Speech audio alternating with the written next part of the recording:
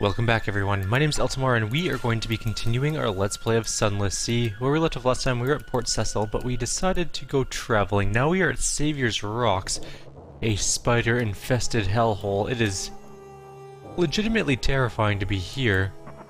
I just kind of wanted to show you guys some of the less savory places we can find ourselves if we're not careful when we're wandering around the Neath. Look how many spiders there are over here. It's kind of terrifying. No islands within range. Unfortunate, but not unexpected. We're gonna head north-ish, trying to find the Empire of Hands. I just wanted to show you guys that this is a not okay area. Look at all those creepy spiders. Ugh. This would be my nightmare. It would literally be my worst nightmare to sail by an island like that with spiders approximately the size of like an eighth of our ship. They're not exactly small spiders. Anyways, I just want to show you guys that and then we will continue on our way. So, see you shortly. Only moments later, we arrived at Iram. Not exactly where we wanted to go, but it's kind of funny. The Z-Bat said that nothing was in range, except, you know, the giant city of Iram. I guess he just managed to miss the huge Hydra statue and fairly large turrets. You know, Iram, the pillared city. None have ever spoken truthfully of this place. Iram, the pillared city. She will rise from the sea and the ice like dawn. She will be garlanded with red and decked with gold. The Seven Serpent will watch you longingly from its high pedestal.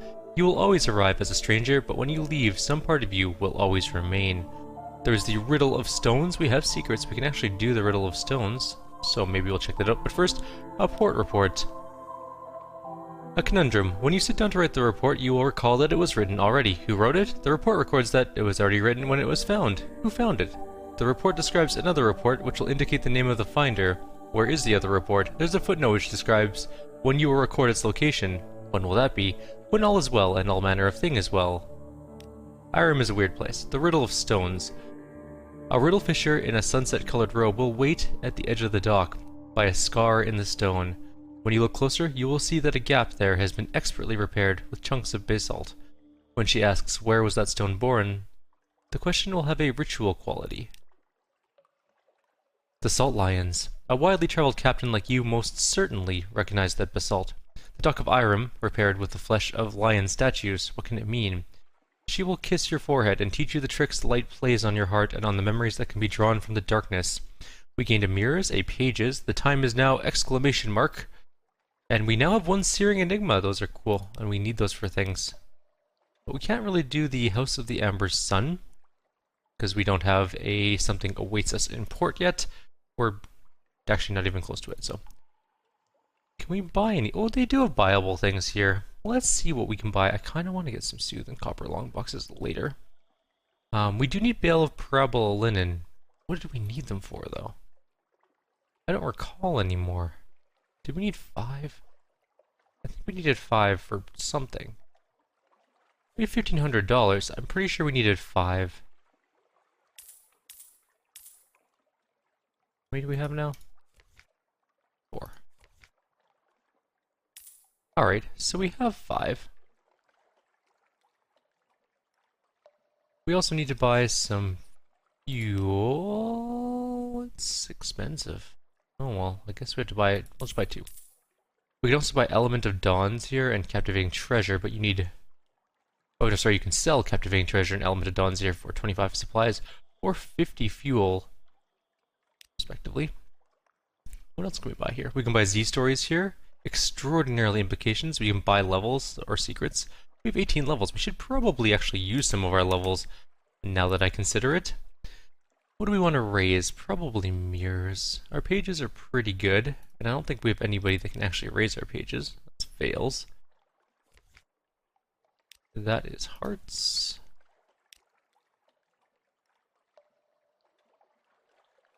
That's mirrors. And that is hearts again. Okay. So probably we have no one that does iron. Do we not have a gunnery officer? We really need a gunnery officer. thought we bought one. Maybe we didn't. Where were we supposed to take this guy again? I don't remember. I'm sure it was a place. Anyways, we need mirrors. So it was you, I think, right?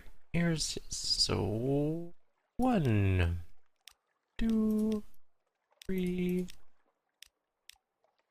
5, 7, 8 mirrors. That looks good. So now we have 8 mirrors extra. That'll help us out in combat and stuff. I can't believe we don't have a gunner. That's really bad. We need one quite soon. Anyways, we're gonna jump ahead again once I find another place to go. Hopefully the Empire of Hands. Fingers crossed. While journeying, we have found a derelict ship covered in spiderwebs. Not exactly the best thing in the world. This is the wreck of the Nocturne. The webbed hulk of this once proud vessel refuses to be dragged beneath the black waves. We can't actually board it. We need 1 foxfire candles.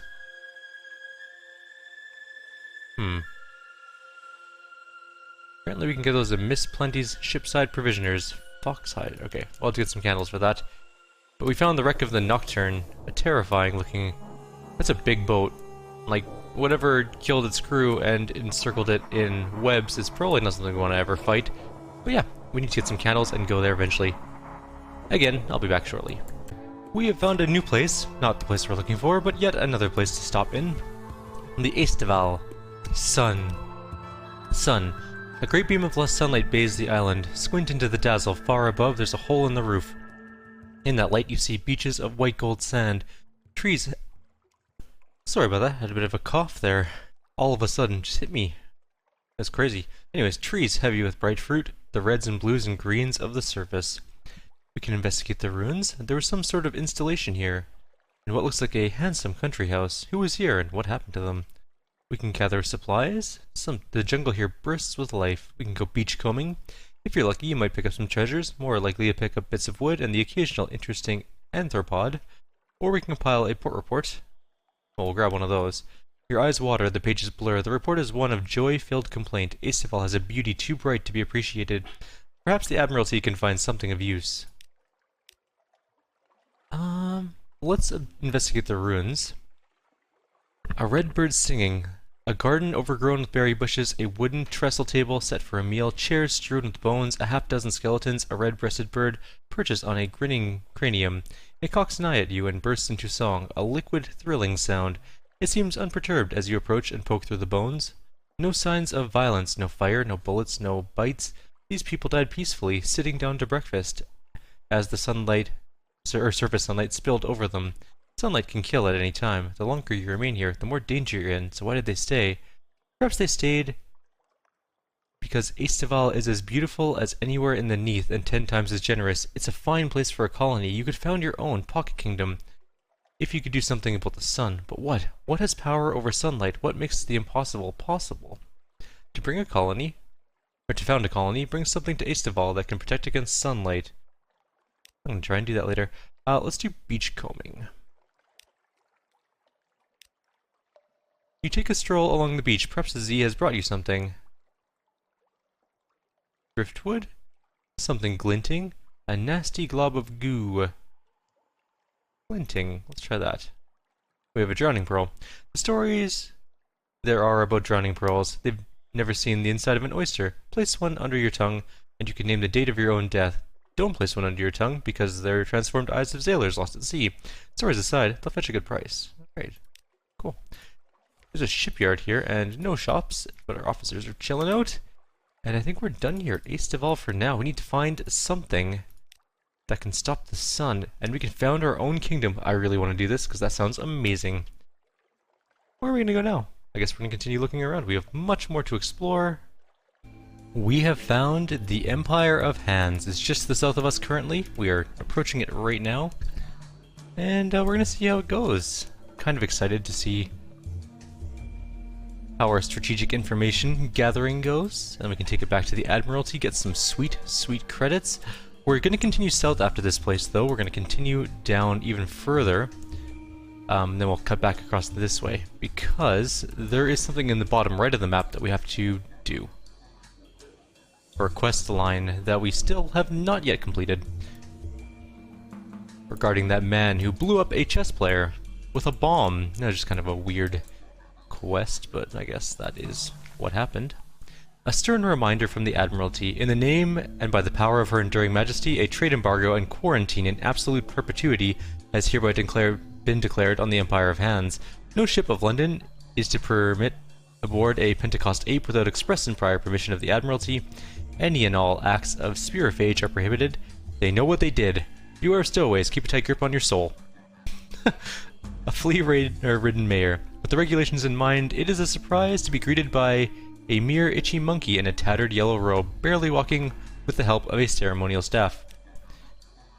"Hello," cries the mayor in the broken voice of one not yet used to human speech. "Come, make yourselves at home. All souls welcome in the bountiful Empire of Hands." The crew shifts uncomfortably, they know the stories. It would take more than the natural beauty of this place to make most of them risk shore leave here. Monkey business is now won. Let's try Port Stanton first. We need... Wow. You can prepare a comprehensive port report. Anyways, we're going to gather strategic information. Words on the wind. The barely sold monkeys of Port Stanton mutter together in a dozen bastardized dialects, invented stories, gossip 20 years old, intimate revelations from the scraps of subconscious knowledge that adhere to souls. The effect is a sampling of rich, fascinating stew that might possibly contain rat droppings. The Admiral would regard this mission as a failure, but others might be interested. So we got the snippet. And we got the commission, so I guess that's something. We can have an audience with the flea-ridden mayor, or we can go across on the veteran. Let's do it. A Zeppelin, sorry. Turned away. 2 monkey guards wielding rifles and rusty bayonets block the bridge. This is not for your eyes, outsider. Avert them. Walk away. Walk faster. Good human. Alright then. An audience with the flea-ridden mayor. King of an empty castle. The flea-ridden mayor scratches himself on a chair made of crates surrounded by boxes of long-rotted trade goods. As a 5-soul ape, he would be able to petition for membership of court. For now, the trade embargo has left him trapped on the outside, a 3-souled overseer with no talent for order. We could sell our soul to the mayor for 200 echoes, but I don't think that's what we're going to do. Acquire fresh supplies. How's our supplies doing? We have decent. We need emergency fuel. 40 echoes. Nope. We're not going to sell our soul. We don't want the supplies that are expensive, and we don't want the fuel that's very expensive. Let's try shore leave. Why not? A hunting party. Monkey soldiers scour the jungle for fresh meat. The Empire has little of it, but the unsold monkeys are considered fair prey by their civilized and sold betters. So too are any humans who might disappear without too much trouble. Once back at court, both will be served up and heralded the finest venison, veal, chicken, and pork for a court that knows what it is supposed to like, but not exactly what it actually tastes like. You hide in the bushes until the hunting party has gone and slip away undetected in the other direction. We got 20 fragments for that. Let's poke around the shore. The parasynthetic jungle holds many dangers. Step carefully. There's no authority beyond the fence. An aborted journey. The path through the jungle soon becomes dark and treacherous. The predatory eyes of desperate monkeys staring from behind every bush and tree. Exploring this island, we'll have to wait for a more auspicious day. Alright, let's leave, I guess. Oh no, there's something else. Zailing the Empire of Hands. We can do scouting trips of the Sovereign Island, the Ash Isthmus, the Fountainhead Island, and the Hearthsnake Island. Alright, let's try this one. A wooden palace stretches across the whole island, passage to it lit by a field of tiny glim buoys. The heart of the Empire. Many boats circle the island, all keeping their distance. The one that gets closest is an extended rowboat painted in yellows, whites, and reds. 4 servant monkeys strain at the oars, while its true passenger sits in comfort behind a gauze curtain. Just for a moment, an eye catches yours, but only for a moment. It would not do for a high-souled ape to see something so beneath its notice. We can't gain access to court because we don't have enough monkey business. The guards stare as you row away. It will take some time to ingratiate yourself here. Perhaps if you could find something on one of the other islands. Okay. Let's go to Ash Isthmus. Neither man nor ape claims this volcanic remnant between islands. Haunted, they say. Ridiculous. The trip offers little time to think on the penties. Technically, they are monkeys rather than apes, but it is not tactful to remind them of this. To their high-souled faces, they accepted the name Pentecost apes. In private, though, the Busy monkeys. I don't know. Busy monkeys? Bray monkeys? I don't know. Is about as common. It is, one might say, an ad hominid insult. I like that. We could enter the forest or return to the boat. Let's enter the forest. Wide natural paths run between clumps of trees, softly lit by dim green glow and the occasional glimmer of false stars through the canopy. Only the cracking of leaves and the soothing sounds of water break the serenity of this volcano-forged paradise. We got Explored Ash Isthmus Quality 1. We can hunt for supplies, which is not going to work very well. Really? A 38% chance? We have 65 pages. That's crazy. Relax in the hot spring. We lost 5 terror. You slip out of your itchy clothes and into the welcoming caress of hot, deep water. The salts and sweats of Zailing life melt away as you simply float, bare and free. Above, false stars glimmer bright enough to be worth wishing on. All around, the glow of trees cast ambient calm on the silent peace. How long has it been since you had a moment like this? Since London? Longer? Who knows? We can have a thought for our lover, who we haven't talked to in a very long time. We can have a thought for the past, a thought for the future, a thought for the east, a thought for the Z, or no thoughts right now. Let's have thoughts for the future. Every day, another step closer. There are many reasons to take to the Z as there are Zailers. For money, power, the joy of exploration, to head north, and damn the consequences. Most never come close to fulfilling their ambition, but you are different. You know what you want, and with a sturdy crew by your side, you will achieve it. Perhaps none will remember your name afterwards. That does not mean you cannot leave your mark. Wait, what was that? It sounded like giggling? Caught. A tiny blonde girl perches watching on a rock. Her innocent grin is spiced with mischievous glee. She moves like a monkey, but she giggles like an imp. At the look on your face, at being caught bathing in her hot spring, and the one that floods onto it as she scoops up your clothes. Shipwrecked as a baby, raised by the Empire of Han, she now plays between worlds of apes and men, neither quite one nor entirely the other.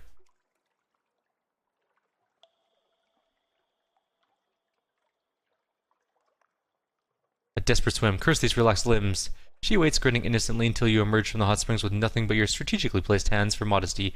Before you can get close enough, though, she bolts from her crouched position and into the forest on all fours. A scampering run that turns every rock and fallen tree into a springboard.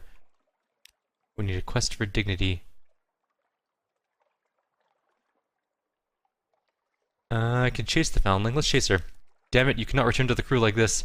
The branches scrape against your skin, the damp mud squidges between your toes. There is no sign of the monkey Foundling, but her tracks are easily followed. A forest clearing.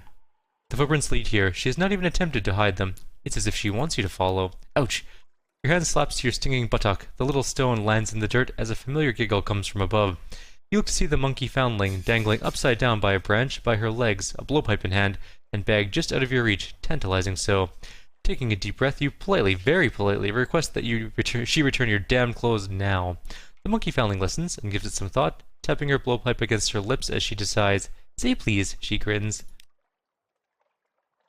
Please. There, it said. There, it said. Pretty please. An occurrence. We are now of Quest for Dignity 4.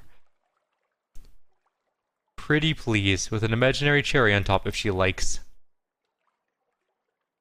The monkey Foundling has never heard of cherries. Pretty please, she asks, stifling a giggle. Pretty please. Damn, it's freezing. How much longer? Pretty please. Pretty please. Your anguished plea echoes through the trees. A gift from the monkey Foundling. You appear to have pretty pleased her, and she decides you deserve a reward. She fishes in your bag and generously throws you a sock. A single, solitary sock. She learns a few new swear words as she races off across the branches, nearly doubled up with laughter.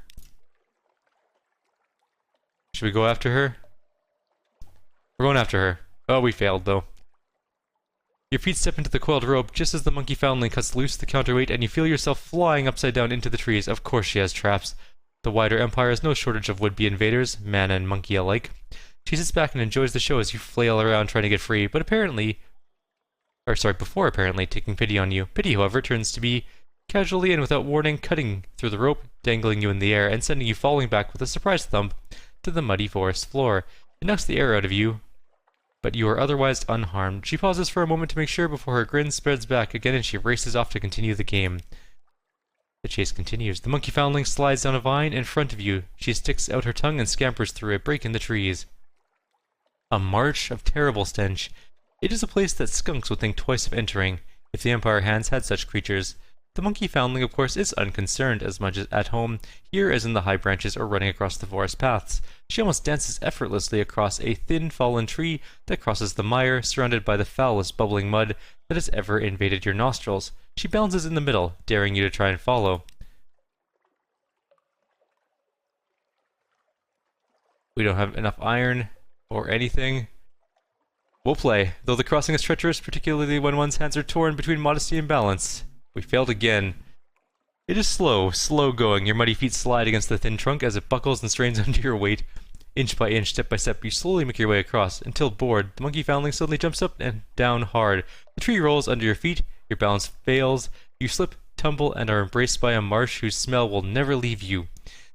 You fight to the surface, streaming brown and dripping green, violently coughing up, gagging throatful of the foulest slime.